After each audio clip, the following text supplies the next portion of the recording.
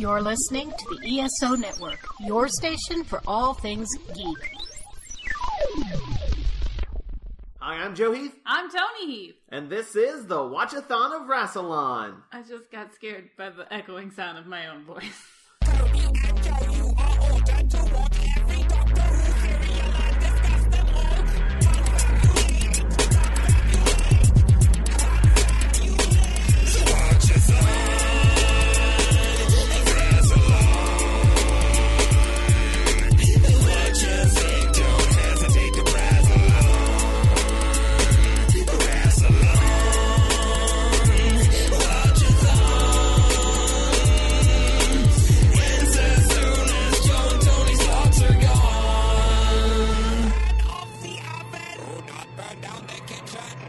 Today we're going to be talking about the second serial of the 16th season of Doctor Who, The Pirate Planet, which consists of 4 episodes that aired from September 30th, 1978 to October 21st, 1978. Calufacts! And I want to give a special shout out to Bisexual Brigadier for getting this DVD for us.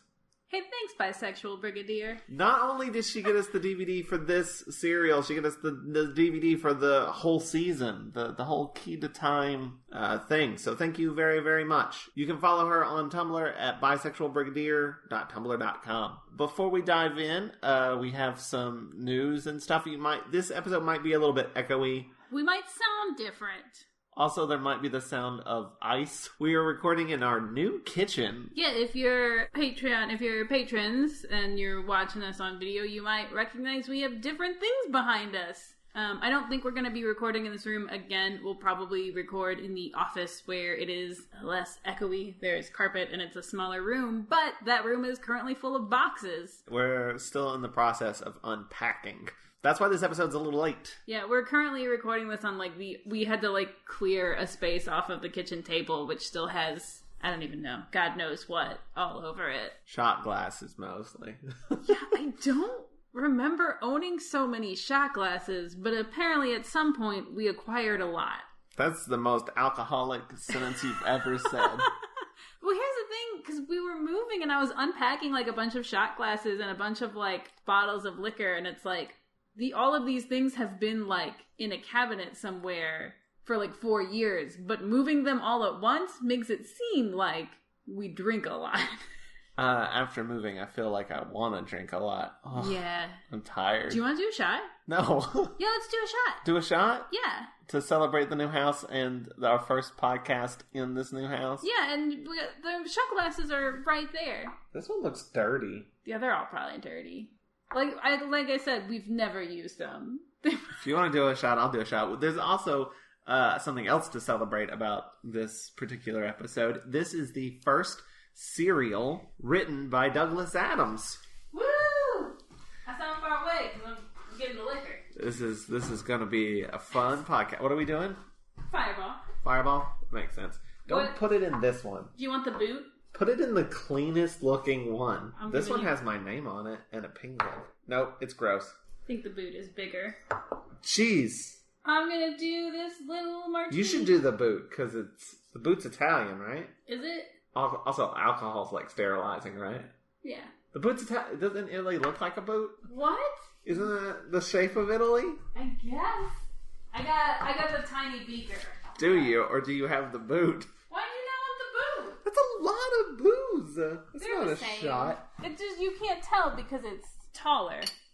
Alright, you ready? Yeah. 3, 2, 1, chug. Woo! Cinnamon. Alright. Let's do a podcast. Alright. Anything else we need to talk about before we dive in? I've been excited about this one because it's Douglas Adams. Because Douglas Adams is a big part of our lives, really. Actually, in fact, today we were talking about what we wanted to name the house. Apparently that's a bigger thing. In the UK, people name their houses. They give them fancy names. And I want my house to have a fancy name. And we live right next to this abandoned mill. Yeah, it's great. And so I suggested that we call the house Millways as a reference to Milliways, which is the restaurant at the end of the universe. My derby name is Magic Thighs, which is another Hitchhiker's reference. When we got married, at least 3 maybe 4 of my groomsmen. I can't remember. 4. 4 of my groomsmen were all members, including myself and Tony, were members of a Douglas Adams forum, and that's how I met 3 of the 4 groomsmen. Yeah, most of our closest friends. Oh God, all of them have been on the podcast. Yeah. Most of our closest friends and frequent guests of the show are people we've met. Well, I mean, I met Joe, and that's how I know all those people, but are people we know through the Douglas Adams continuum. Yeah. So, like, it's a weirdly big part of our lives. Chris Cherry, Vincent E.L., Ray Friesen, all members of the Douglas Adams continuum, and all my groomsmen. Josh Spurgeon, who was on the Web Planet, he was my best man. He was on the Douglas Adams continuum. He was only on for a little bit. You told him to go there, and so he did. Yes. Also, Brian Snape from Harry Sullivan is an Imbecile was Gons on the DAC, as we called it, or some people called it the DAC. There was a lot of controversy over whether it was pronounced DAC or DAC. I was always a DACer. Especially at DACCon. Well, we called it Fruit Stock, so we could avoid all that. But yeah, Douglas Adams is a big part of our lives, and like honestly, without Douglas Adams, I don't think we would have been together necessarily. Yeah, because we actually, I don't know if we've ever told this story on the podcast, but we met through Vincent E.L., who does our theme song and who's been a guest on the podcast. Vince. I was friends with Vince. We wrote stuff together because we knew each other on the Douglas Adams continuum. We made some videos together, and then we started writing together. And I liked his music. Tony, I followed him on Twitter. Well, because the reason was Dr. Horrible sing-along blog. Yeah, that's where I saw him first. Because on the DVD. Yeah, Vince did a video called the Reverend. It was a Evil League of Evil contest thing from Dr. Horrible, and the winners got put on the DVD. Vince's video won. Their video was put on the DVD. Tony saw it on the DVD and was like, "I like that video." So I think they were doing a live. They were doing like a live stream. At some point, they were just like, "Hey, who all is watching this live stream?" Because I think it's like 4 people. I'm just gonna put all of you in a Skype call, and that was the first time that I ever hung out with Joe. Yeah, because I was hanging out just because I was friends with Vince. So, and you were watching Twilight and were like, this sucks. Let's do something better. I was supposed to be cleaning my room, and so I was watching Twilight, and then I was like, honestly, because at the time, it was like at that time where everyone was like, this is great, but like the backlash was just starting. And so I was like, I guess I need to form an opinion on this thing. And I put it on, and I was like, I see. So it was a combination of a distaste for Twilight and a liking of Douglas Adams and a liking of Dr. Horrible Sing-Along blog and a liking of Vince.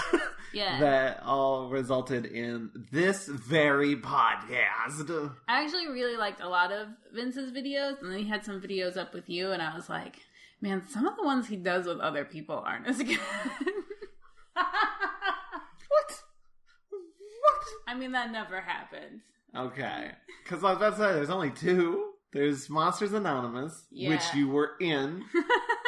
And there was the She series, which you took over the role of She. Which I was in.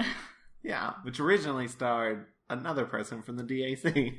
And you took over that role. Anyway, we should probably talk about Doctor Who, but just know Douglas Adams. Big and important in our lives. And yet, I've read all of the Hitchhiker's Guide books. I've listened to all of the radio series, except for the one that just came out. I haven't listened to that one yet. I've read all the Dirk Gently books. I've played both the Hitchhiker's Guide Infocom game as well as the Bureaucracy Infocom game. Listen, I didn't know that you could save that game, so I never got the fucking Babelfish in my ear. I got annoyed right there and never got past it. Oh, I used a walkthrough. I would only use, because there's like the walkthrough that Douglas wrote, right? I guess. There was like one, that's what I had, and it would give you like hints. And then it would give you hints, and then like it would tell you the answer, and I'm like, I won't. So I just quit. Let's see what else. I've also played Starship Titanic. I've read the Starship Titanic book. The meaning of Lift, the deeper meaning of Lift. I've read those. I've read Last Chance to See, and I've read The Sound of Doubt. I've consumed an extreme amount of Douglas Adams. I've seen the Hitchhiker's TV show as well. I have never seen his Doctor Who episodes. Well, you saw this one. Well, until now, yeah. So I'm kind of surprised that I didn't watch them. I mean, I kind of suspect part of the reason why I started watching Doctor Who was like, well, I'll eventually get to the Douglas Adams episodes because I can't just watch them out of order. That would be crazy. You're astonishing. Yeah. You're an astonishing human being. You ready to dive into the serial itself? Yeah. Do you got an episode title for me? You know I do. All right, episode 1 of The Pirate Planet, which I have called The Vigil of Evil. I gotta say, I feel like this is going really well. And I feel like we should do shots before all of our podcasts. Podcasts? All right. This is not the first podcast we've done drunk, so I'm not drunk, but on some amount of liquor. Our Christmas one, that was a fun one. Like, half of the guests were drunk, and one of them was Vince, who was very just sleepy. Vince is a teetotaler. Vince was sleepy, which is basically the same thing. Yeah. Can I be honest with you? Yeah. How long ago has it been since we watched it? It's been a couple weeks. It was before the move. I remember very little. We did a lot. We did a lot in the time between when we watched this and when we're recording it now. Maybe my notes will help. What does my first note say? Your first note says, nice set. Yep. What's the set? I mean, it's just an exterior of the pirate planet, which I forget the name of. It was like Zadix or something. It was something with a Z. But it's just like there's some neat little miniature sets. And I like them. It's a good set. And then we go inside the like command center where we meet Mr. Fibuli. Okay, I do remember this motherfucker. He has the coolest glasses. He's got like sunglasses on. He's like a scientist or something. He's basically number 2. He's like a henchman. He's got like a cool like green coat on. He's got like some curly, vaguely Tom Baker-esque hair going on. And just some cool shades. He kind of reminds me of William Catt, the guy who played the Greatest American Hero. I don't know the answer to that. I think it's William Catt. But he is sort of...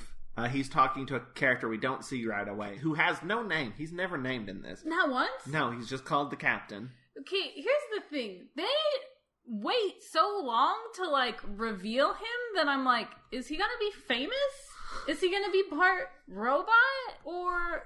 I mean, he is part robot. Yeah, a little bit, but not, like, when they finally reveal him, I'm like, that's just a guy. He's got, like, a half, like, cyborg face. He's a pirate captain, so instead of having Nintendo glove, having an eye patch, he's got a robot eye. Yeah, and he's got a Nintendo Power Glove. Yeah, and he has like a sci-fi pinky that he uses to work on things, and Mr. Fibuli will shine it for him sometimes. But they like do a dramatic reveal, and I'm like, oh, who's that guy then? He's just a very loud man. He screams a lot. He has another piece of his outfit, I guess. He has a arm ornament. He has a parrot. A robot parrot! I believe it is called a polyphase avatron. Is it really? It is really called a polyphase, or let's just call it Polly for short. Oh. So, yeah, it's a pirate with a robot parrot. So, what was the one that we were watching that promised space pirates, but we didn't get space pirates? The Space Pirates. That's what it was called. That's really what it was called? It's called the Space Pirates. And then it was really the Space... Cowboy. Prospector, really. Really, yeah. Prospector. Space Cowboys. Wait, what is this one called? The Pirate Planet. Oh my goodness. Because the planet, pirates things. We'll get there. But, here's the thing. This is one of those things where I'm always gonna, like, try to call this episode the Space Pirates, and then I'm never gonna remember and I'll be like, what is that one called? I mean, you do that with every serial ever. Good point. You don't remember the titles of any of them. Good point. I know there are people, like, sometimes you're having, like, a discussion about a show. Like, I do this with you and Buffy all the time, and you'll recall, like, specific episodes of Buffy, and I'll be like, I vaguely remember that, like, season arc. I don't remember, aside from something like The Body, or... Once More with Feeling? Yeah. Like, Hush? Yeah. Or even episodes of, like, Doctor Who, like... I probably couldn't tell you the specific titles of the most recent episodes. Well, that's because some of the recent episodes are terribly weren't very good. And they're not... Terrible Conundrum? But I'll remember Blink, and you remember the ones that... stick out, yeah. You seem to, like, have a recall of, like, every particular episode and every particular title, and I don't have that. I mean, I don't know every episode of Buffy, but I could probably tell you most of them if you gave me a description. I want to go back to the parrot for a second. The robot parrot, which... it's kind of ugly. According to the making of that came with the DVD... Thanks, Bisexual Brigadier. Thank you. This fact brought to you by Bisexual Brigadier. Douglas Adams' brother, I think half-brother, James Thrift, claims to have... that the robot parrot was his idea, and he was very proud of it. And Douglas would tell people it was his idea. Until they built the thing. Until they were, like, on set and they were trying to film it and it was being difficult. And then he would, like, wanted nothing to do with it. He was like, I am no longer proud that I came up with this idea. Also, I feel ashamed saying this. I've known James Thrift for a long time. Through the DAC. Through the DAC. We're Facebook friends. And I added him because he was a DAC person. At no point did I realize he was Douglas Adams' brother. Did you realize it watching the special? Watching the special features. I was like, I know that guy. I'm Facebook friends with that guy. And then I was like, oh shit, it's because he's Douglas's brother. That's why he was on the DAC. That's pretty funny. I know a couple of I know a couple of people that are involved with like Doctor Who and The Hitchhiker's Guide just because that forum. So like I see them on like DVDs and I'm like, I kind of know that guy. That's weird. Like David Haddock. Oh man, David Haddock's super nice. Yeah, he's on The Hitchhiker's Guide to the Galaxy, the movie, the making of. Like you see him out in the odd, like holding like a towel or something, and like I've hung out with that guy. He read my movie script. And, like, there's another guy, Kevin John Davies, who did, like, some of the graphics for the Hitchhiker's Guide TV series and stuff like that. So, I've, like, chatted with all these people. And, like, some of these people, I did not realize. You didn't realize who you were talking to? Yeah, I was just like, hey, that's just a guy on the forum. Like, Scratch, who worked on the Aardman films. Alan Scrace is his name. I wanted to be Fruit Stock again. To me, they're just like my buds. I wasn't even aware that he was Douglas Adams' brother. I feel bad, like I'm admitting this on a podcast, but like hey, if you're listening, I didn't realize who you were. I just thought you were one of the other a cool forum friend. Yeah, just a random DAC person. But in a way. Isn't he? I mean, yeah. He's just a forum friend. Yeah. It's just funny to see, like, somebody you know and be like, oh! I can't believe it took me this long to realize it. But anyway, Robot Parrot. I liked it, James Thrift. I thought it was a great idea, especially what happens later. But Mr. Phoebe Lee tells the captain that they have found a new source of Vasilium. I don't know what that is. It's some sort of element or something. Well, you know, it's one of the, like, 10 or 20 or so most rare and important elements in Doctor Who. We'll get another one of those in a minute as well.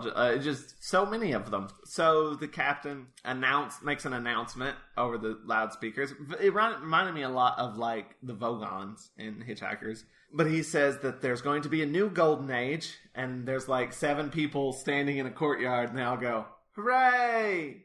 And then he's like... Except for one guy. Yeah. But he'll just say stuff and they'll just all in unison go, hooray! And they play that like 3 times. Hooray! But yeah, one guy, Pralix, he seems suspicious about it. Great name. Pralix. I'm gonna say... He just seems like not... as happy as everybody else. And that's it. That's the most amount of, like, dissenting he shows. Is he doesn't cheer.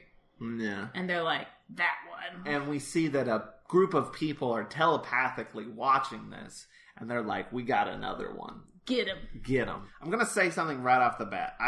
There's a lot that's great about this serial. The side characters?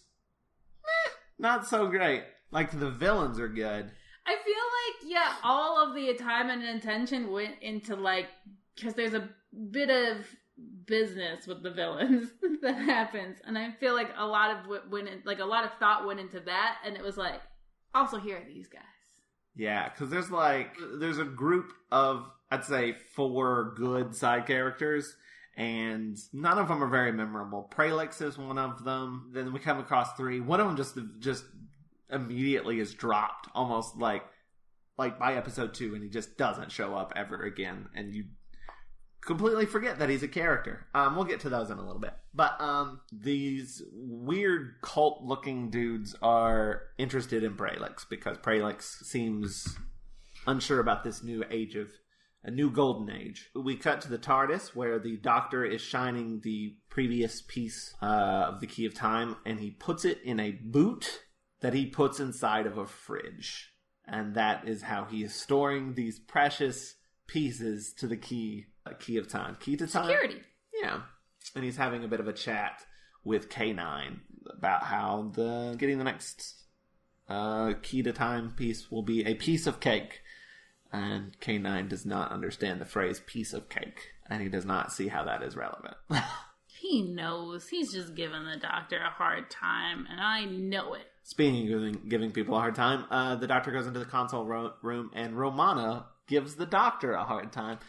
She keeps calling the TARDIS a capsule, and the Doctor's like, say TARDIS. It's called the TARDIS. Say TARDIS. And she's like, anyway, the capsule, I've never worked with, like, such an old, outdated capsule before. But she's, like, reading, like, a manual book. Does she name drop T40?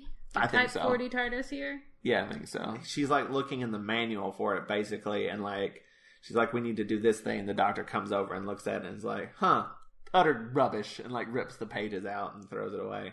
He's like, I know how to fly this thing. I'm better at flying this than anything you can read in a dumb book. And he presses a button on the console, everything shakes, and he bashes his face on the TARDIS, which is a way of covering up something that actually happened in the last serial. Yeah, we talked about it, the injury he had. Yeah, where he got bit by a dog. And they, like, tried to cover it up with makeup in the last serial, but it was very obvious. So in this one, they just sort of had, like, he smashed his face. So, in canon reason now, even though he kind of had a problem before this episode. Yeah, it's fine. The Doctor says that he was trying to fly, but they got jammed for some reason. Romana's like, let me do it. And she goes to take the controls, and the Doctor, like, runs over to K9 and, like, duck and covers. He's like, look out, K9, hold on. And then she lands perfectly. She's like, well, he's like, good, real good. Very good. What do you say, K9? Good, very good. They keep saying good, very good back and forth, and it's really adorable. Yeah, K9 keeps adding varies. Very, very good. And that they've landed on the planet Calufacts. And the Doctor's like, the Calufacts, dead and icy and boring.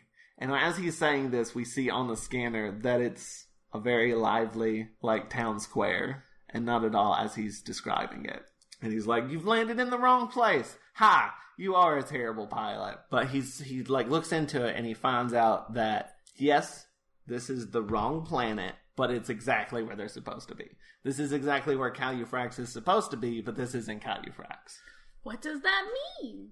I don't know, but Calufacts is a good word to say. Meanwhile, Pralix, they, like, the cult people are doing this, like, ritual thing, and Pralix is, like, sick and out of it and, like, muttering stuff about how, like, they're all murderers and everything's bad, and we don't know what's happening with Pralix, but he's very sick. And his grandfather, Balaton, who is the character that's eventually going to disappear and no one cares, because basically there's a point where they're like, we need to go off and do adventures, and they're like, do you want to go? And he's like, no. Because he's a very, very worried guy. He's worried about Pralix, but in kind of a dickish way, not in, like, a legitimately concerned way.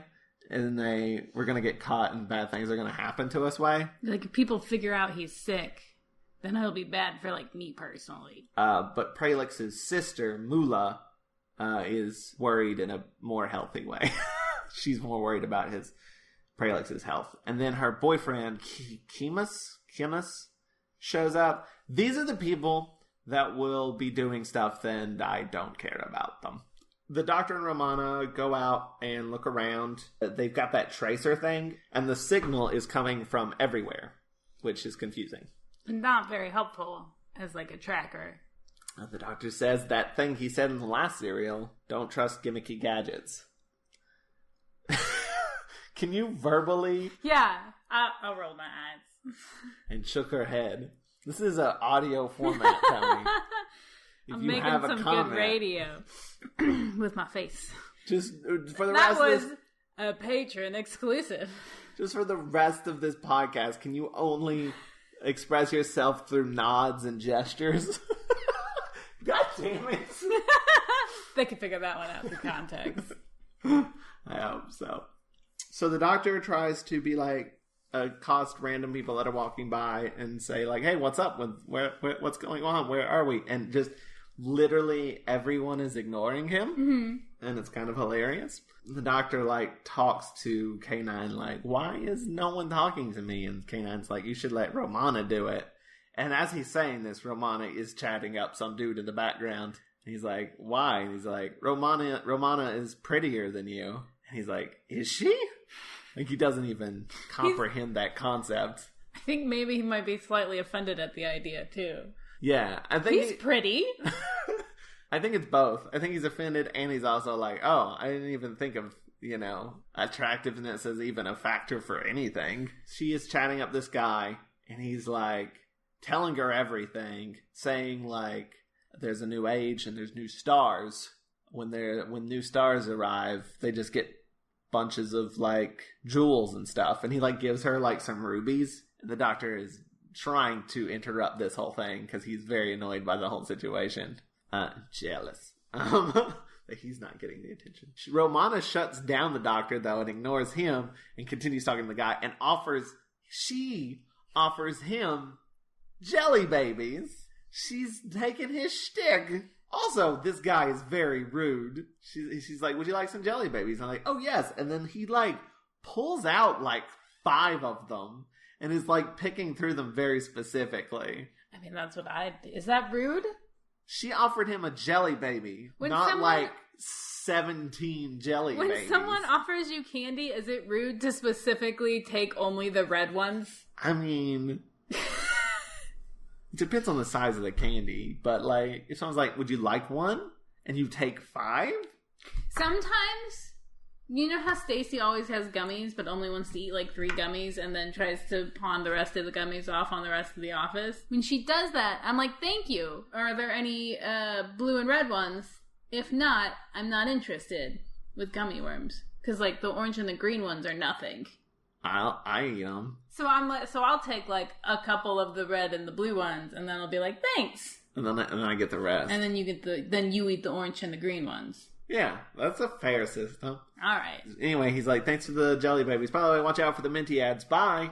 And they're like, what's the minty ads? What's a minty ad? But then he walks away and bumps into a guard who is very suspicious of the jelly babies. He is very suspicious of them. And then there's just like a comic moment of him like, the guard's like, he's like, I got him from that guy. And the guard is like looking through a doorway at him. And the guy very sneakily like eats the jelly babies and runs off. Then the doctor's like, shit, there's just jewels all over the street here. And there's like a very small pile just because the scene needed it.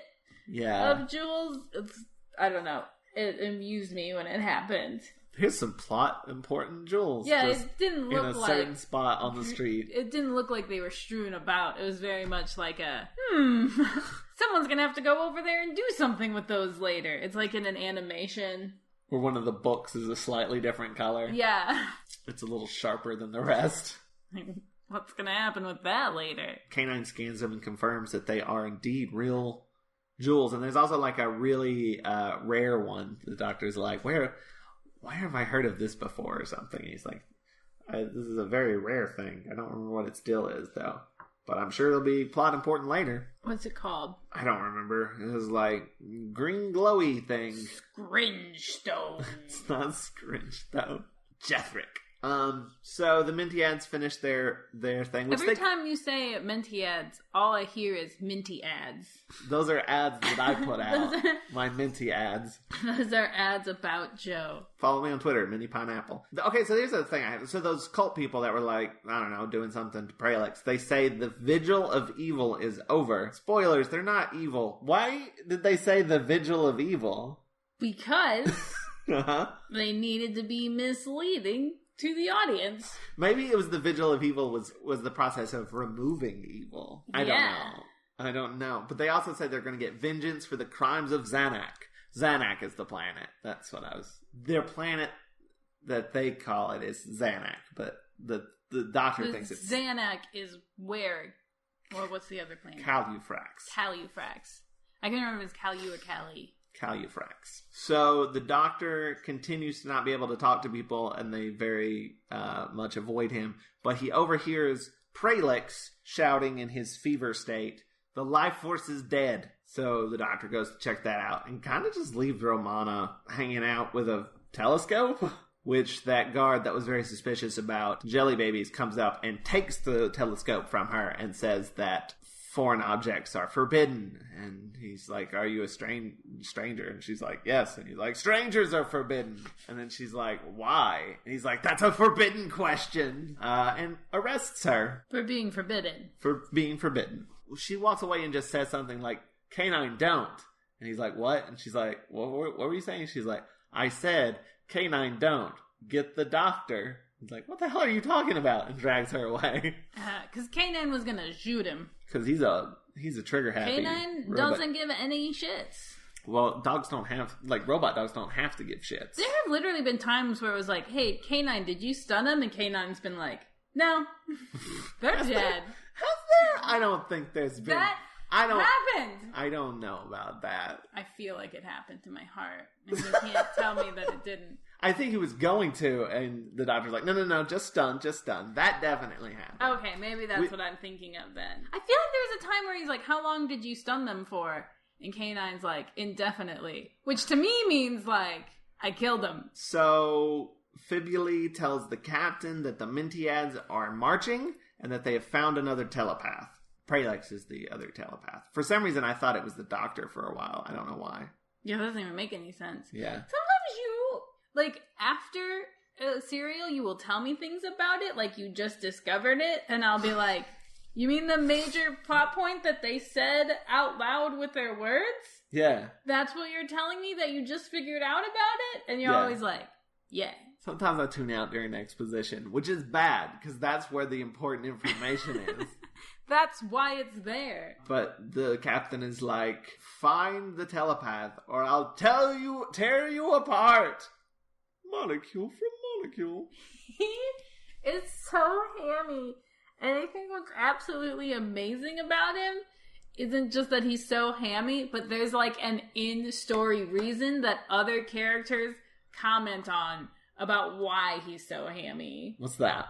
Well, I'll tell you in a little while. Okay. But yeah, he alternates between like yelling. He mostly yells. He mostly yells.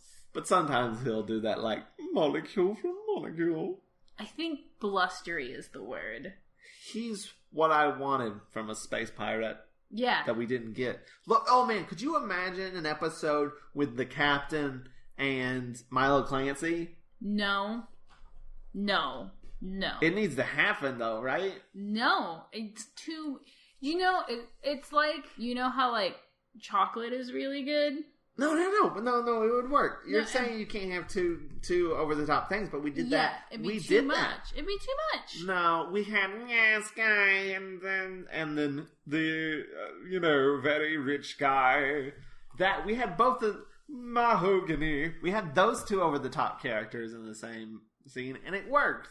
I don't know if it would work. It might be too much. No, I want it. Let's see Milo Clancy and the captain duking it out. They both have like common plot lines because there's pirates and like rare fucking elements that they mine for. Anyway, the guards shoot the Minty-Ads that are marching to the city over the hills and dales.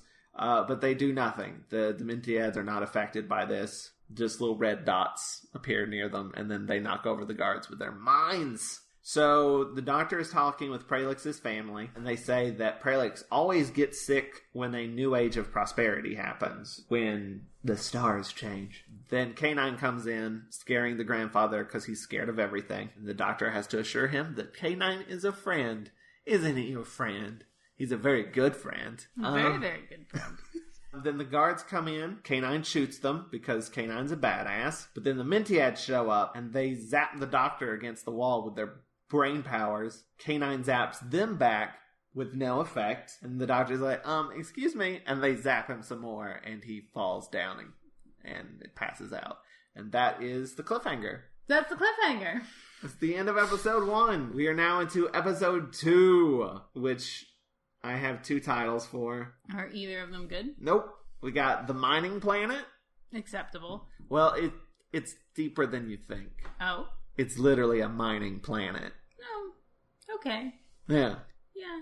And then The Crimes of Zanuck. Is that one deeper? Is there a hidden...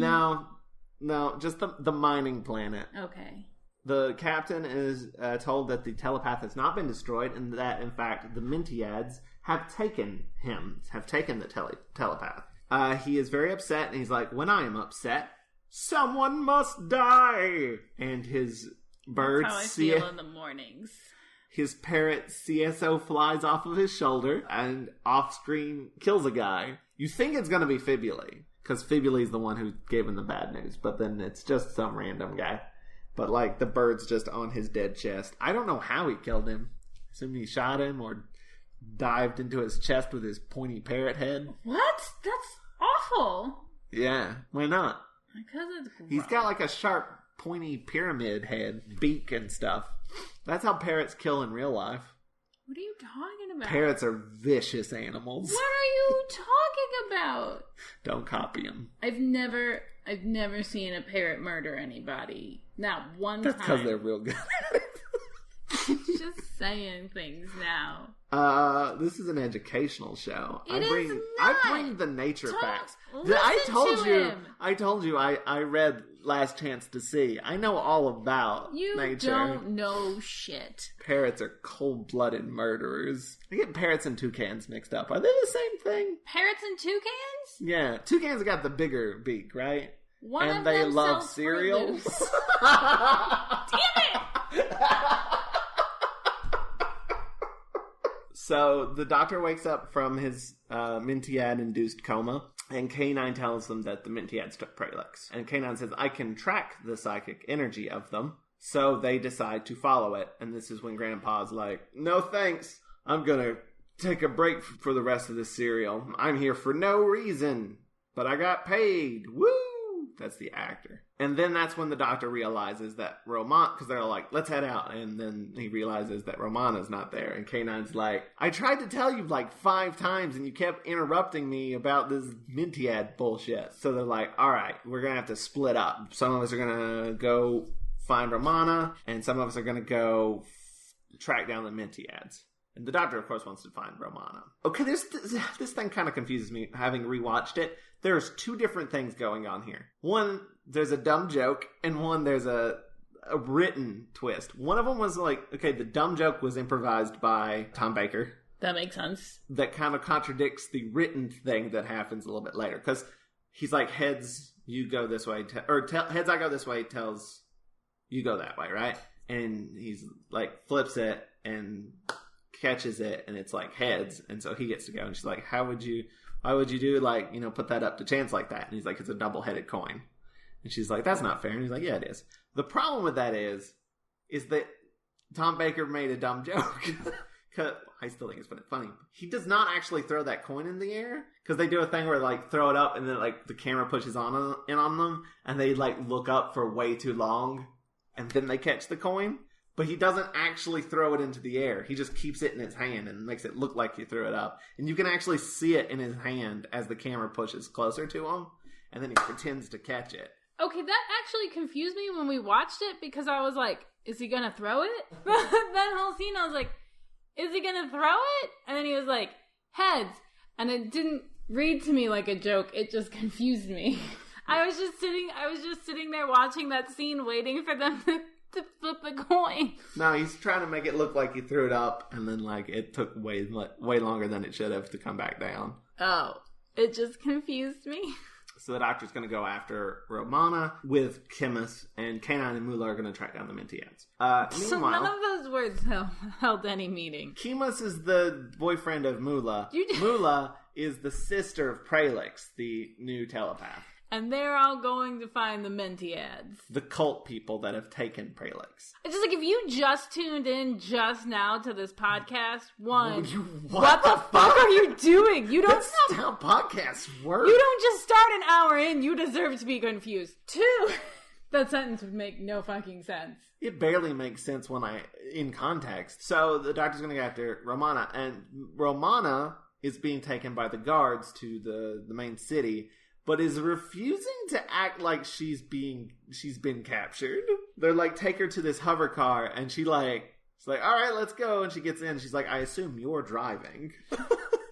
And then like they're flying, and she's like, I got a hover car for like my 16th birthday. You know, if you did this thing to it, you get a lot better gas mileage. She just refused to take anything too seriously, and I love that about her. She's great. I love her so much. Episode 2, or Serial 2. Not episode 2, I guess it's episode 5. But like, I'm really digging Romana. Oh yeah. I mean, it's weird to say, but like, she's one of my favorite companions. I think we say that about nearly every companion. Has there ever been a companion where you're like, nah? Yeah. Oh, right. Ben.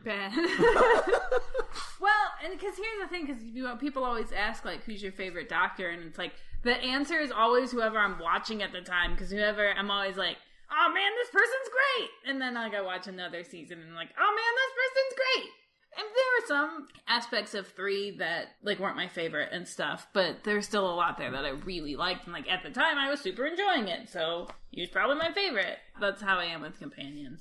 I mean, Other than Ben. And Donna Noble's always going to feel very, like, important to me. I wasn't big on Katarina, and I don't think the show was either. Well, they're bringing her back. They are? Why? She's still a Big Finish. Big Finish is going to do a Katarina story. I don't know. Okay, cool. I just heard the news about it the other day. I mean, that being said, like, they've done a lot of interesting stuff with the 8th Doctor that, like, they never had the chance to do. That's true, but like I feel like there was potential with the 8th Doctor. Damn. I don't know what they could do with Katarina necessarily that they haven't already done with like other companions. Yeah.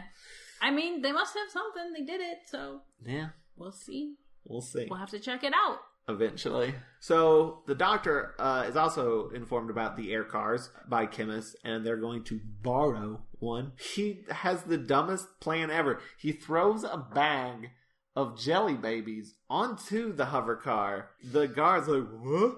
And then like gets the bag, gets out of the hover car, sees a trail of jelly babies that he just follows. While he's distracted, the Doctor and Chemist get into the hover car and fly off and wave at the guard. And the guard just looks at them and waves back. He gives the tiniest, weakest wave, and it's beautiful. What's amazing about that plan is, 1, it's super dumb. 2, it works. These guards are not brilliant. No. I love the wave. I love the wave so much. So Fibuli says that the last time they made a new age of prosperity, something broke in like a big engine room thing, and they're gonna need to fix it. He's like, or we could just stay here? The captain's like, no! And like slams his fist into a control panel. And as he's showing his rage, that's when Romana is brought in. So in the hover car, Chemist and the Doctor have a scene where Chemist just basically gives all of the exposition that I kind of zoned out during. Is that what your notes say? Do your notes just say, I don't know, I zoned out during this part? They originally did until I refined them. He talks about there's minds that renew every once in a while when he proclaims that. When he proclaims a new age of prosperity. The minds renew, and then he's like, was that bad? He's like, it's an economic miracle. Of course it's bad. And he just talks about, like, there's also new stars. Because the planet's moving. The planet is moving. Romana tells the captain that she's a Time Lord. He does not believe it. Gets really mad and is like, I don't want to hear any more of your lies and bullshit.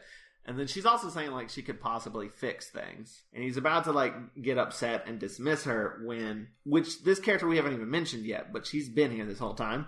The captain has a nurse. Okay, because she has been there the whole time, but she's just kind of been... She hasn't done anything yet. She's just been in scenes. Occasionally doing, like, light comedy. Because he's, like, this big evil bad guy, but he has, like, this sort of, like, nurse, almost, like, therapist character going on, you know? Like, she's taking care of him. So it's, like, kind of humorous because he's like, rah! And she's like, watch your blood pressure, sort of thing. And I thought that was the extent of that character. Watching it again... It's obvious that it's not? Yeah, like, she is acting this whole time. Like, if you watch her in the background, it's great. Really? Yeah. I'm gonna have to rewatch it. Because Joe rewatches them when he makes GIFs. And I only see them the one time. I'm gonna have to go back and watch for her then. Yeah, it's real good. She is Technically, more than I've she appears watched to be. this serial 4 times now. Why? I watched it once originally, once to make GIFs, once with commentary, and once again with a different commentary. So You yeah. want another shot? Yeah. Okay. While Tony's getting a shot, he gets angry and is like about to dismiss Romana. The nurse is like, calm down. Let's hear her out. This actually sounds pretty interesting. Which, knowing what I know now, is clearly her taking control of the scene. But at the time, I just thought it was like, watch your blood pressure sort of thing that's been going on. This is actually some really clever writing that hasn't... Oh, God. Which I don't think has been necessarily in the show before. This level. There hasn't been a lot of, like... Aha! Twists. Yeah, maybe there is. If there's been like something twisty before, let me know. Refresh my memory. But I feel like this is the first time that there's been something this sort of twisty going on. Some sort of thing that'll be revealed later and you'll be like, well, what? Because it legitimately caught me off guard. I did not see it coming. Did you? Honestly, no. And it's one of those things where sometimes when people like try to do a twist and you're like, if you don't see it coming at all, then it's bad. You know what I mean? You need to be able to look back and go, oh shit. Right. I missed that. And like you said, if you go back and you watch it, it totally makes sense. It's not like, what?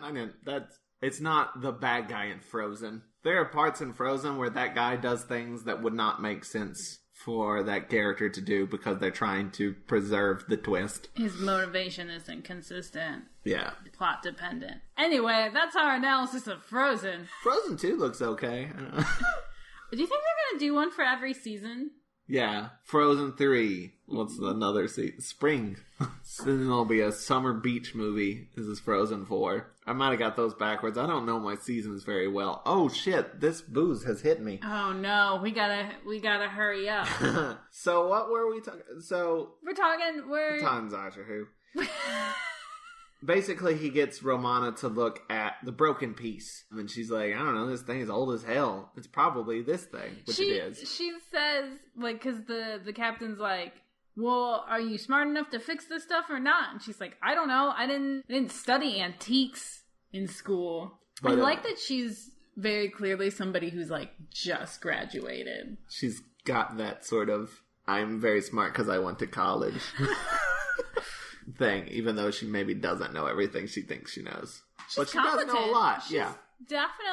She's definitely very competent. I gotta be honest, this sometimes tastes like, you know when you're like, if you accidentally eat the crusty bits of ketchup? No! I don't know what you're talking about.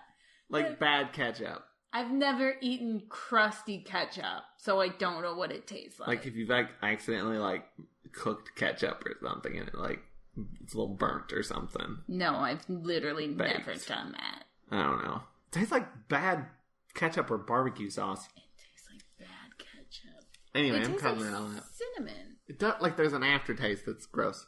Anyway, basically this broken piece is vital to moving the whole planet. So the doctor and chemist, boring bland guy, come across a locked door. The doctor sonics it, but it doesn't work. I feel like every time he's used the sonic, it does nothing. So he uses a hairpin instead, and he's like, sometimes this technology is so advanced, the only way you can beat it is to go, old school. low tech. And he does something on that, and he's like, he seems to think it doesn't work, and he turns around all disappointed, and the door opens up behind him. So they go into this place, and there's a hallway, and Chemist is like, we must go fast, and like starts running down the hallway, but is just running in place. And he's just like running, and he looks back over at the doctor, and he's like, looks over his shoulder, and he's like, oh, what the fuck? And keeps trying to run, but realizes that he's just running in place. And the doctor's like, come here before you hurt yourself. That is exactly the tone when she says it. He literally says, all right, listen, I have a very important thing for you. I want you to go back outside and guard this place, and I'll continue on without you. You're cramping my style, kid. He's like, oh, I don't want to guard. He's like, it's important. I'm fine. The doctor knocks on the wall. This thing slides up. He presses a button. He knocks again. It closes. He steps into the hallway and just zips down it. It has something to do with... I'm a little drunk. It has something to do with inertia, right? So what it is it moves you very, very fast, yeah, but it stops your kinetic energy? Is that the... Sure. What they say in it? Sure, so if you, like, try to run in it, you can't. But, because, like, everything stops, so it stays stopped. But if you get in it when it's, like, activated... When it's on, you'll go super fast, but you won't... Because once you're moving, you're moving. An object in motion tends to stay in motion. Because once you're moving, you're moving. That's the company slogan. An object in motion tends to stay in motion, yeah?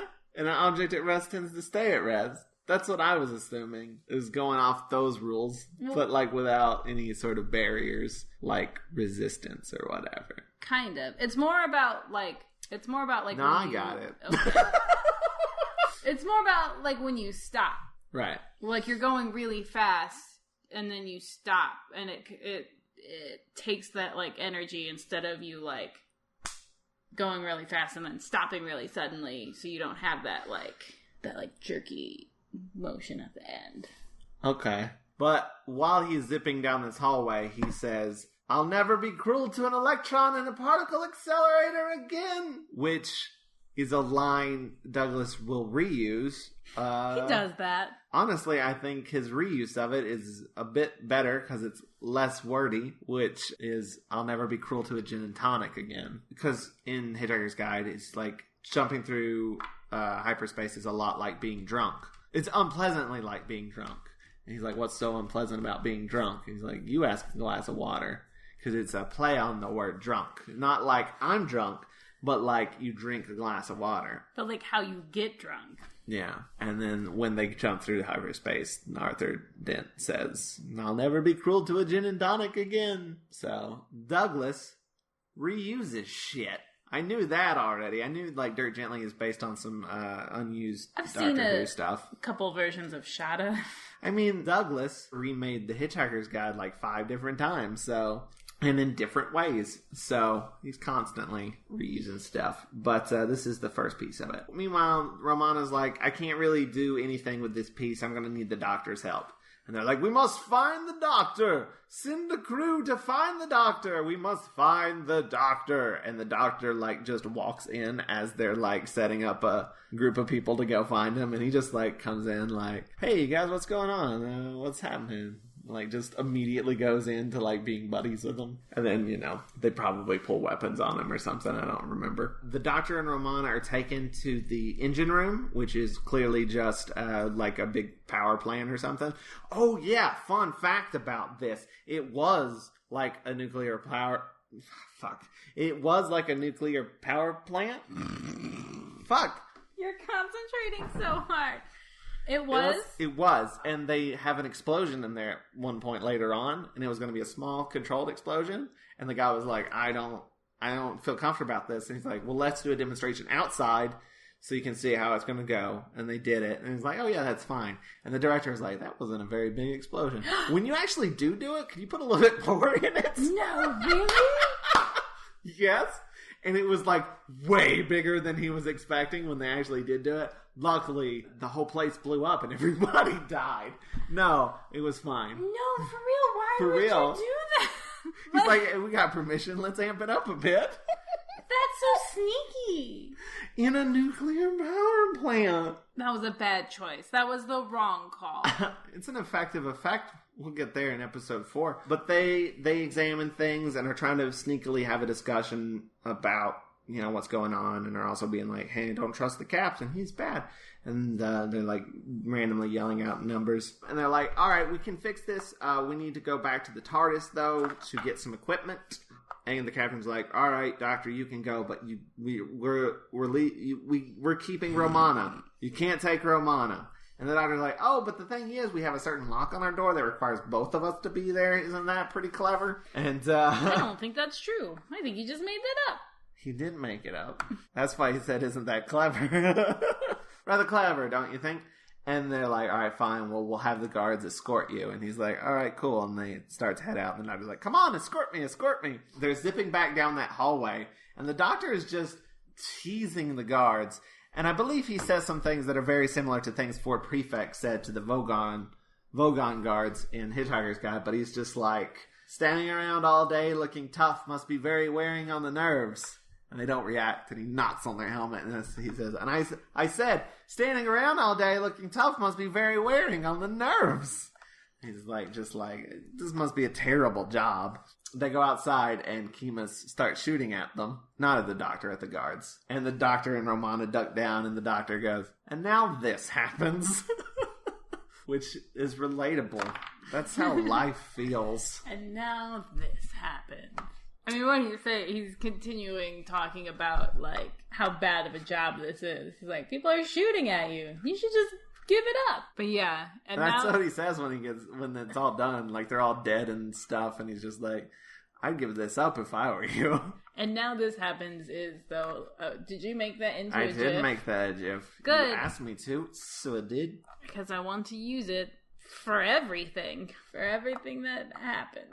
Well, everything that happens. This happens to be one of those things. You're making a reference to something yeah. that me, you, and one other person. No, maybe 2. Maybe 3. Maybe 3. 4. It's a line from a comic I wrote with Vince that maybe will be out at some point. So they're like, all right, let's go to the mines. They get to the mines. There's a great bit that they go to like that little like elevator thing, you know, the big metal doors, and the Doctor's like, hold on, we're going down, and they all grab onto the elevator, and then it just very slowly descends. I think Romana's like, why did you tell us to hold on? And I don't remember what the Doctor says. I don't think they say anything. I think they just very quietly go down like, what? Oh, this isn't as exciting as I thought. No, they come back to it, and she asks. Inside the mine is an ice cave. And a big old fucking hole. The planet is hollow. Zanuck mines whole planets. They teleport their planet around another planet and mine it.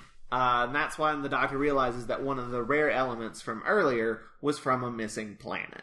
He's like, oh. And then, like, fucking Kimas. The planet that had the rare element was called Vadrinius 5, which is very similar to another Hitchhiker's planet, which I think is Sandrinius 5. I'm sorry if I'm messing these pronunciations up a little bit. I ate their weird words and B, I'm a little drunk. But, like, this element is from Bandrinius 5, and, like, Kimas holds the rock and he stares at it and he's like, I swear I will avenge you, Bandrinius 5. And there's, like, 3 moments in the serial where someone swears to avenge something or someone. It happens a lot, and it's hilarious to me every time because it's so over the top dramatic. I think it might be purposefully funny, but I'm not sure. You can't tell. So some guards show up and start shooting at them. They run away, but they run into the Mentiads, who say, we have come for you, Doctor. And we zoom into the Doctor looking concerned. And that is the cliffhanger. That is the end of episode 2. We're now into episode 3, which I have called Good Vibrations and Occupational Therapy. That was pretty good. So Pralix is a Mentiad now. Have we ever described what the Mentiads look like?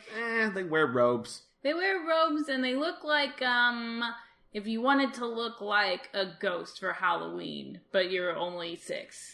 You know what they look like? They look like stereotypical computer nerds from like a TV show who like never leave their like dark caves of a room. But they're zombies now. They got like slick back hair and like they look sweaty even when they're not. They do look sweaty. And they're a bunch of like pasty white dudes. Very thin, pasty white guys. So they look like computer nerds. They're not that menacing, to be honest. But they put up a special effect that blocks the guards. It's like this like weird little web thing. And the guards are like, ooh. And then like the Mentiads are like, come on, we must go. And Chemist is like, I don't understand. And the doctor goes, exciting, isn't it? I love that line. That's such a good line. I feel like that like sums up the doctor pretty succinctly. Yeah. Someone saying, I don't understand, and the doctor is like, I know, right? Isn't it great? Fantastic. Then we get a scene with K9 and Mula. I don't know how you pronounce her name. And he's like, yeah, the Mentiads are good. And the doctor sent us to like rendezvous with them. I'm just revealing this now for some reason. He's like, he wouldn't have sent us here, you know, if he thought that we were going to get hurt. Oh, also she's like, well, why did they slam him against the wall? He's like, oh, they didn't hurt him. They just like got him out of the way so they could do what they needed to do. They weren't harming him. They pushed him aside with like good intentions. And like, she's like, so they hit him with good vibrations? That's where my title comes from. But the doctor shows up and is like, K9, the Mentiads are good, and I figured it out. Aren't you impressed? And K9's like, oh yes, very impressed. And then a messenger tells the captain that the doctor is now with the Mentiads. So the captain kills this messenger with his parrot. And we find out that the Mentiads are a telepathic gestalt. They're a big old hive mind, basically, right? Mm-hmm. None of them really realized they were telepathic until the planet was, you know, teleporting and destroying another planet, killing off everyone on it, basically, like, destroying everything. Yeah, like, it's like the psychic energy shock of a whole planet and all, you know. Because they were psychically sensitive, even though they weren't aware of that, because that was such a, like, huge event. It like fucked them up. Yeah.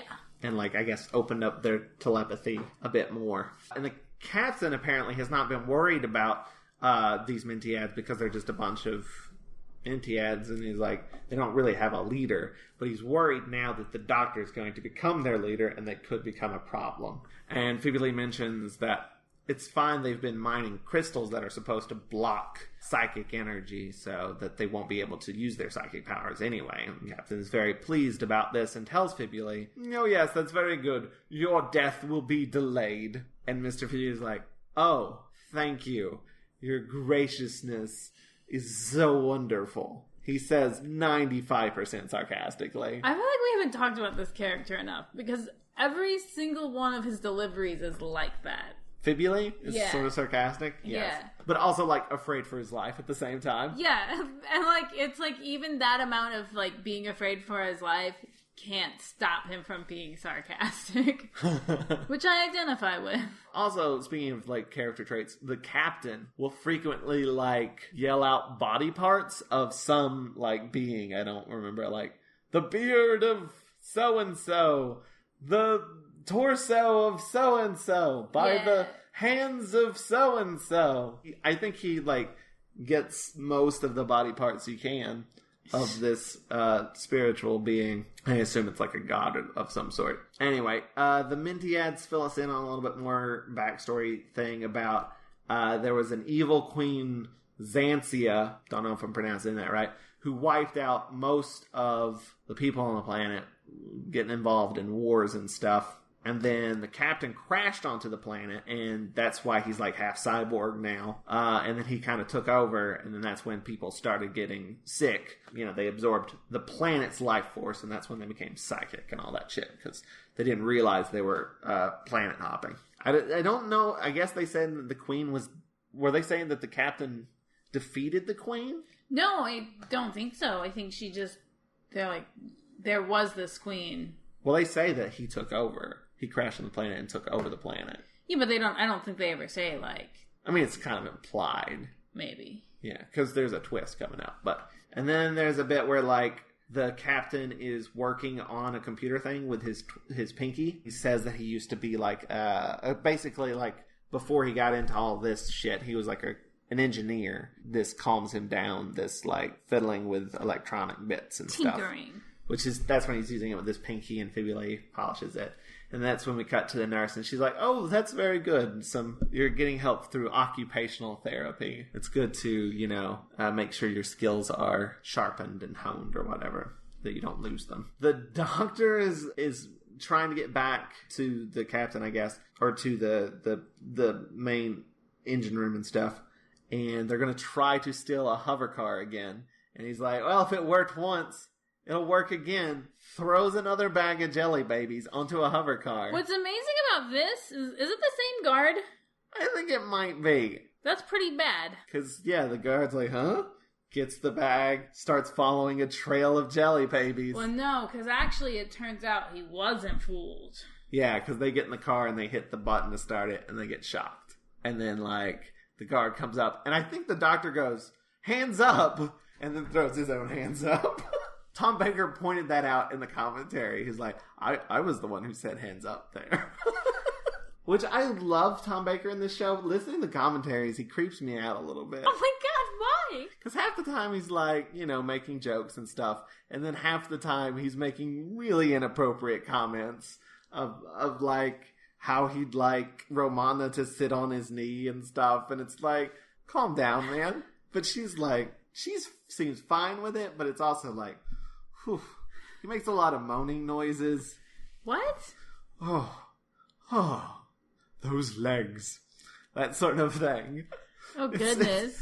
He's a dirty old man. Anyway, we find out that they're planning they basically have finished scrunching Calufacts. And they're going to jump to another planet to get some repair parts to fix some stuff.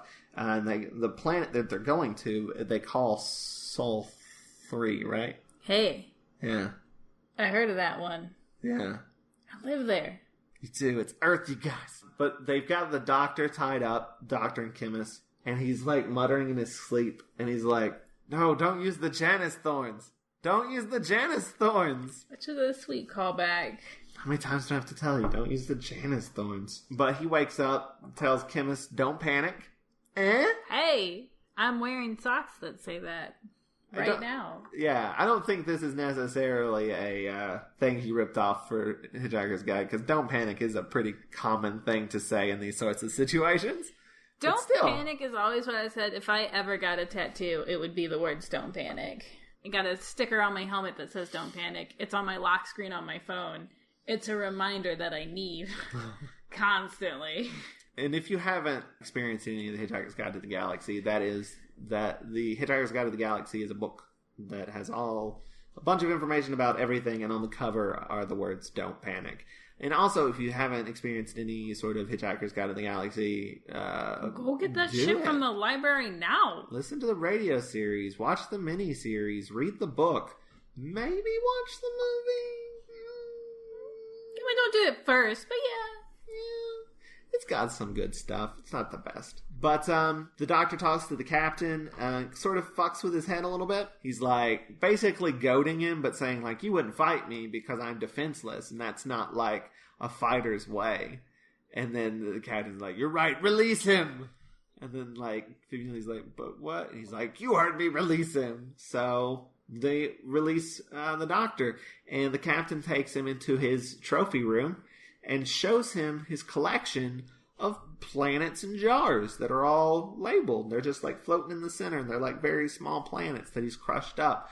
Which, hey, don't do that. Also, Chibnall did the same thing in his finale last season. Oh, not the Dalek one, but not the New Year special, but the season finale. You're right. Not as well done. So he shows him this collection of planet jars, and he's like, it's very elaborate. Like he's very specifically put these in a specific order. It was like geometric.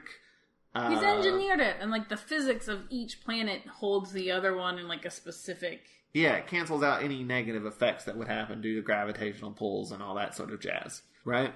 Yeah. This scene is amazing. And the doctor is pissed. And Tom Baker is acting. He is. In a way that I feel like we haven't seen him do in a while. I wouldn't say before. I feel like we've seen him do it before. Probably since Daleks, maybe. That's the last time I feel like I've had this feeling. I remember him acting in that weird one with the skull. The Image of the Findal. When he, like, grabbed the skull and was, like, stuck to it and, like, terrified. Oh, yeah. We should probably specify what we mean when we say acting. It's not like we don't think he's been acting this whole time. But, I don't know, it's just, like, dramatic. Yeah. It's very dramatic. And he's just like, you have all of these toys. And the captain's like, they're not toys. And he's just like, then what is it for? Why are you doing this? This is horrible. You've destroyed all these planets. You've killed millions of people. What is it for? And he's like, legitimately upset? Yeah. It's good. It's good. It's a good scene. Like, it even throws the captain off a little bit, I feel like. Oh, man, it was so good. And then, like, the captain storms out. And then the doctor starts doing these weird things with his hands. He's, like, framing up the shot. I don't know. We eventually find out what he's doing. But he's basically trying to figure out the geometry of everything, of how it's all put together. At the time, I was just like, what the fuck is Tom Baker doing? And then the doctor realizes that they're going to block the psychic attack by harvesting Earth for whatever the thing is that blocks psychic abilities. Quartz, I think, right? Quartz, yeah, I think. Which is funny because, like, I feel like people buy quartz to, like, do psychic shit? Yeah. Yeah. Well, maybe there's a property in it that's inherently psychic, and then you just reverse the polarity. And then it prevents psychicness. Yeah. K9 comes in. Well, they're about to send the bird. I don't remember if they're going to send the bird to kill the doctor or if just K9 comes in and they send the bird after K9. The important thing is the robot dog fights the robot bird because that's what we deserve. And there's like people looking up at it, maybe not exactly in the right spot because it's CSO. But K9 chases the bird, and as this happens, the doctor and chemist escape. And they run into a room where they find a very old lady who they keep calling terrible names, like Hag and, oh, she's terrible. And I'm like, that's a real person that you're talking in front of. I think they wanted her to take her teeth out, and she asked for more money. Seriously. But she doesn't talk or anything. She's suspended in the last few seconds of her life. For some reason, this scene reminded me a lot of the Super Mario Brothers movie where they find the king. He's actually like just a big pile of mushrooms in that movie, but he turns into a king at the end of the movie. And I don't know why it reminded me of... You like that movie more than any other person. Not necessarily. I think Ben Padden might give me a run for Super Mario Brothers money. He has it on Blu-ray. Oh, okay. Well. But the doctor says that the planets are keeping her alive. She's storing all of this energy. Is keeping her alive. This is that evil Queen Zavzian. K9 catches the bird and brings it to the doctor in his mouth, drops it at his feet. See, that's the thing. There was like a robot bird, and I didn't even think, oh my god, there's a robot dog. Like, when that scene happened, I was like, yes, this is brilliant. How did I not see this coming? It's so good. So Kemis and K9 are going to go sabotage the engine room, and the doctor takes the dead bird to the captain. Also, I forgot to mention, he's found this weird box that we don't know what it is, and it'll become important in a little bit. But he takes the dead bird to the captain. The captain, not happy about it. Heartbroken. His polyphase Avatron. And the doctor's like, listen, to be honest, I'm very sorry that it happened, but he was getting pretty annoying. And he's like, well, fuck you, and pulls up a wall, revealing the outside of the building. And a plank, because he's a pirate, and that's what pirates do. And he makes the doctor walk the plank. And I want to mention, like, it's at the top of this, like, bridge, and there's, like, these rainbow railings, like, different colored pipe railings. It's a really good set design. Anyway, he walks across the plank, the captain shoots at his feet, and the doctor falls off the plank to his death. And they all start evilly laughing. The captain, Fibuli, and the nurse. And that is the end of episode 3. The doctor fell off the plank to his death. We are now into episode 4, which I have 2 titles for. The Queen's Projection. Cool. And A Spanner in the Works. I like them both. So they go down the spanner is a wrench, right? Yes. All right. So they head down the stairs back to the main area and are laughing as they go. And then the doctor is also laughing and standing in the room. What? What a twist. And he's holding that box that he got from that room of the Queen. And he flips a switch, and the doctor appears on top of another doctor appears on top of at the plank. And he's like, "Hey, doctor." The doctor's like, "Hey, doctor." Is a projection. It's not real. And he's like, "Also, you know who else isn't real?" And he flips another switch, and the nurse flickers. And he's like, "Well, that's weird. She should have just completely turned off." The nurse is a projection, and she's the Queen. She's a projection of the Queen. But this thing has been going on so long, and she's been getting so much power and energy from these planets that they've been harvesting, that she's basically become more real over time. Like, it's making her real. So she's she's been in the background from the beginning, just doing little fiddly things. And really, she's the real bad guy. She's been in control of everything all along. Yeah. It's a twist. It is, and it's a good twist. It's an effective twist. I was like, man, that's some good-ass writing. Thank you, Douglas Adams. Hey, thanks, Douglas Adams. So, the doctor also says, like, "I think you've got your math wrong. This isn't going to work. It's all going to fall apart on you. You won't be able to keep up your body. It's just going to fall apart. It's unstable." And she slaps him right in the face. Right in the face! I mean, I respect that a little bit. Meanwhile, the Mentiads have gotten to the place. They mentally drop some rocks on some guards. But I believe they've activated the psychic blocking stuff. And they can't mentally take out the guards anymore. I thought they were going to Earth to get the psychic blocking stuff. Well, they had already gotten some things going. Oh. They just needed more. So their power goes away, and one of the Mentiads gets shot, and Romana takes a gun and shoots a guard. And I think she has a look on her face like, this is the first person she's, like, possibly killed. So, but yeah, it's a little disturbing. I don't know. She seems like a little shook up by it. That she shot a dude. Just for a second. Some acting going on. But meanwhile, the Queen, basically, we find out that she can control the captain. And, like, he's, like, going to, like, stab her with something. And she presses some buttons. And he, like, knocks the weapon out of his hand, the knife, and, like, powers down. And then that's when the doctor finds out that they're about to mine Earth. And he's not down for that. And they've got 10 minutes till they jump to Earth. And just, I don't know, he's discussing thing, and he goes and he casually opens a door and then comes back and keeps talking, and then distracts them enough that he just runs out. And they're like, it's fine, let him go. There's nothing he can do to stop it. But the doctor meets up with the Mentiads, and Chemist comes up and says that him and K9 couldn't get into the engine room, so they basically did jack shit. K9's low on juice.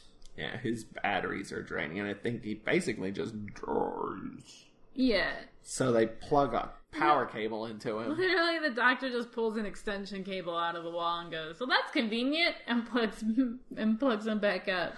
And then K9 blocks the psychic block.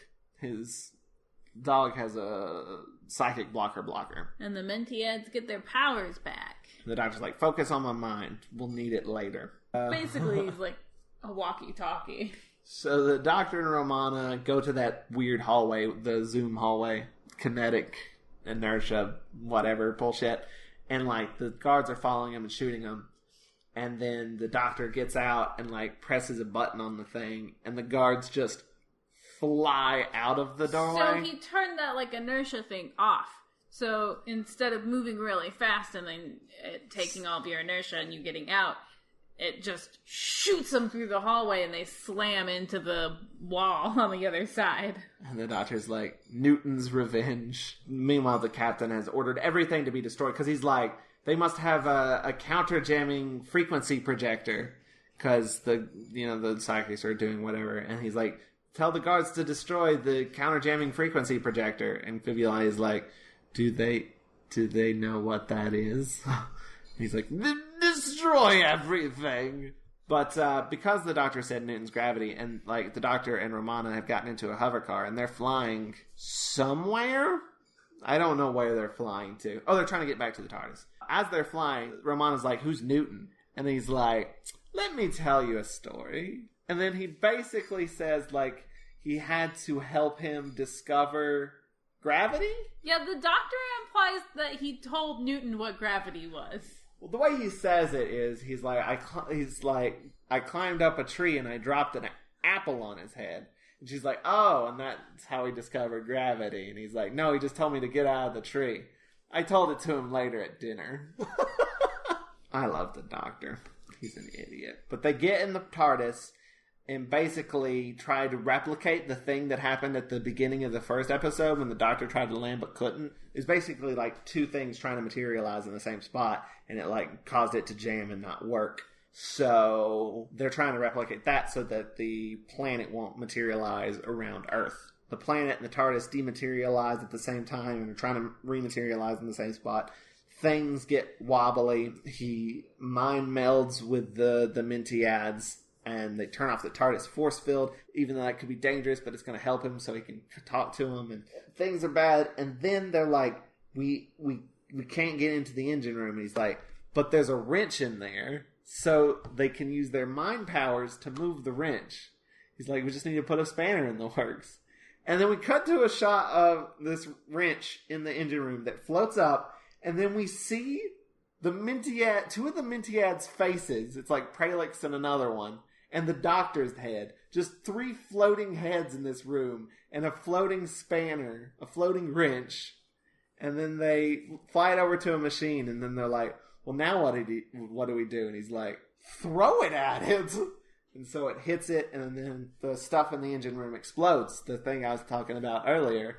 The explosion that was too big? The explosion that was too big. So stuff explodes. So the TARDIS materializes in the room with the evil queen, the old queen. Romana's like, well, now what do we do? And the doctor's like, I think we should adapt the captain's plan.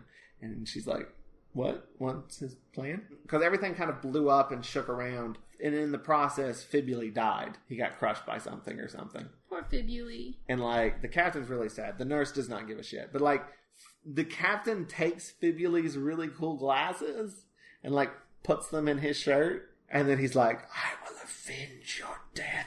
So much vengeance. So much. Basically, we find out what the doctor says is that the captain had arranged those planets in a specific way in order to defeat the queen, but not blow himself up. Like, he was going to blow everything up but him. He was going to blow up the whole planet. Like, not just her. Yeah. It was like the whole planet, but he was going to be safe. Yeah, he'd be encased in some sort of force field. But the doctor's like, the problem is that plan would not work because Calufacts is not a real planet. He's going off this map that Calufacts is a planet, but it's not a planet. It is the key to timepiece. Which, oh shit, I forgot that's why we were here. And he's like, try it with the tracer. And Romana's like, I don't have the tracer. I thought you had it. He's like, what? And he like opens his shirt. He's like, oh fuck, I do have it. But they're like, we can't just take it because it's like, it is sort of part of this geometric... It's part of the planet. Part of the thing. So like... This whole planet is around the key. No, actually it's not right now. They have already crushed Calufacts. It's in a jar. Oh, it's in the jar. But it is like arranged in such a way that if you fuck with it, it'll cause like, I don't know, like a black hole or something. Like stuff will go bad if you move it because of all of the way things are like very purposely arranged. Like a really big boulder. So he's like, well, she's like, what am I going to do? And he's like, I need to do something immensely clever. And he just sits there for a minute. No, he doesn't. The captain has, meanwhile, been working on some sort of device to defeat the nurse, and the doctor comes in as he's about to use it on the queen nurse. The queen nurse. And the doctor's like... Oh, she does have a proper name. I mean, she's Zania. But the doctor's like, don't do it, it won't work. And then he's like, eh. And then she presses some buttons on her little pad, and his face explodes. His little cyborg face goes, and his arm explodes, and then he dies. And the captain is dead. At some point, though, I mentioned about the reason why he's so hammy. At some point, the doctor says he was part of, like, an act to throw the nurse off the fact that he's actually kind of clever. So he's, like, this clever engineer who just decided to be, like, a dumb pirate captain so that, like, she wouldn't notice that he was engineering, like, all the secret shit behind her back. He's still a bad guy, though. Oh, for sure. He killed people with his parrot. For sure. He's not... His motivation wasn't like, I'm secretly gonna save this planet. It was like, fuck this person in particular, so much so that I'm going to blow up this whole planet. And take off with the goods. Yeah. Because he has been, like, getting a bunch of, like, jewels and stuff. Then Chemist comes in and shoots the queen, and she disappears, and she's taken care of, I guess. And then the doctor sends everyone away, and then things got a very, like, hard sci-fi, and I couldn't follow much of the rest of this. Yeah, was it clever or was it technobabble? I wasn't sure. Do you know when sometimes you're like, is that technobabble or am I just dumb? And I had a feeling like I was just dumb. Yeah, I've heard technobabble on this show before, and I'm like, that's nothing. Dumb technobabble. And this is the first time I was like, this might be legit, I'm just too dumb to follow it. Here's what I've got in my notes from what I've gathered from Wikipedia's. He put a force field around the shrunken planets. Then he will dematerialize the TARDIS, then Zanuck, then invert the gravity of the force field, dropping the planets into the hollow center of Zanuck, so they will expand and go flying off into space. And they will later catch up to Calufacts with the Tracer. But they need to do something about the bridge and the time dams, which the time dams were what was, I don't know, like diverting the energy to the Queen or something? Okay. And then he's like, K9, what do I need to do? And K9 says, piece of cake. Because, callback. And he's like, blow him up. She says, isn't that kind of crude? He's like, it is crude, but very satisfying. The doctor goes out and they've like set up like some TNT or something. Like it's like a plunger. Tells everyone like, enjoy your new planet. This is where you're going to live now. We just got to blow up this area. Have fun. He's like, now, am I going to blow it up or you? And the Mintiads are like, we will. And they they use their mind control to push the plunger down. They could do that with their hands. That's just extra. And then the nice set explodes. They blow it up. And then they're like, well, bye. See you later. That's the end. That's the end of the Pirate Planet. We'll be back after this promo for another fine ESO Network show. And we'll be back with final thoughts.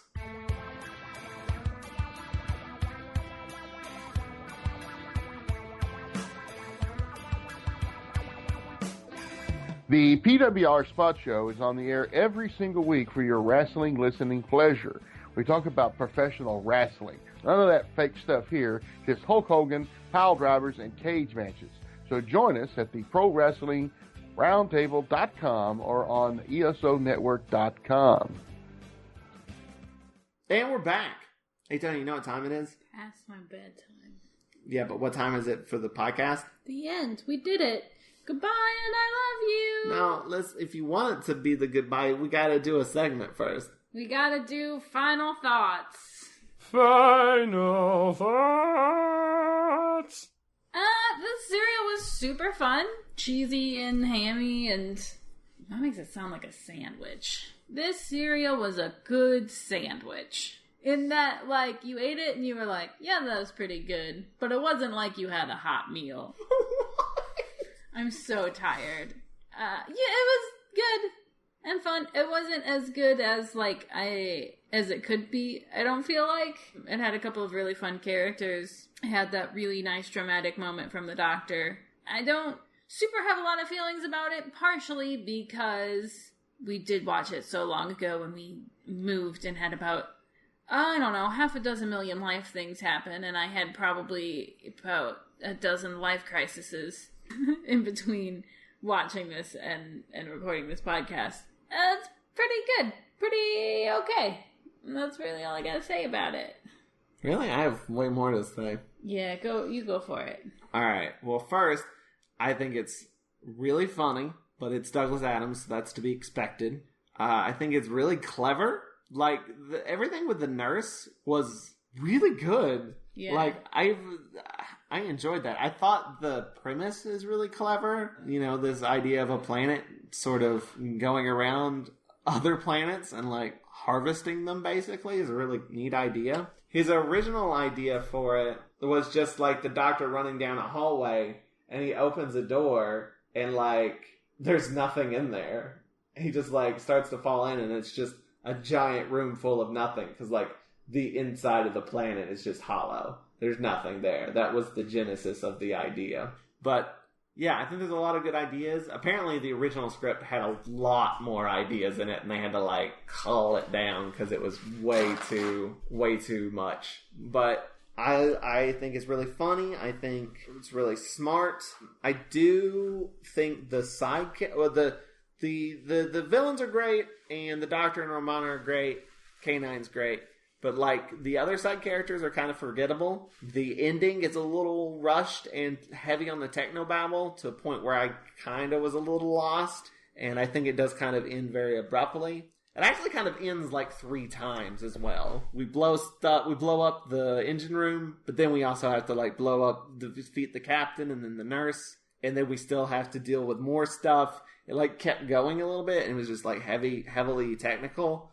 So I think the ending was a little unpolished. I think the first episode was a little slow, and the last episode were a little slow. But it's just weird, because usually it's the first and last episode are great, and the middle 2 episodes are filler. And I feel like this serial was kind of the opposite. The first and last episodes were a little slow, and everything in between was fantastic.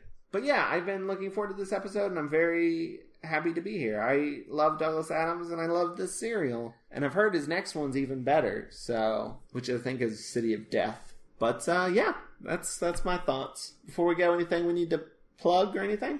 Please watch Unseen World. Please. Pretty please. It's really good. I promise. At this point, well, there'll be more episodes out by the time this episode goes up, but at the time of recording it, we've had 4 episodes air. Hopefully by the time this goes up, we've had 6. Actually, it'll only be 5. It'll be 5.